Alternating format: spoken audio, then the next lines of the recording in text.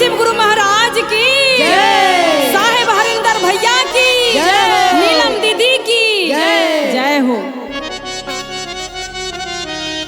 पांडे जी, हाँ शिष्या बेचारी बारिश में भीज रही है और शिव गुरु से कह रही है गुरु जी के बारी खोल दी। गुरु जी कह रहे हैं हाँ। कौन कौन गलती कैले बारू, कौन कौन से गलती कैले बारू से पहले याद कर, याद कर तब हम के बारी खोलो। तब के बारी खोलो। और रीमा झीमा बरस बदरिया गुरु जी खोल द के बरिया।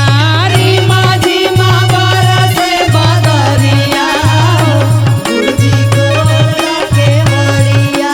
रीमा झीमा बरस बदरिया गुरु जी खोल द के बरिया।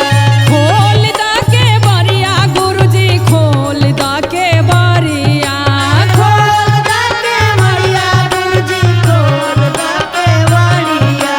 खोल द के बरिया गुरु जी खोल द के बरिया। खोल द के बरिया गुरु जी खोल द के बरिया। रीमा झीमा बरस बदरिया गुरु जी खोल द के बरिया।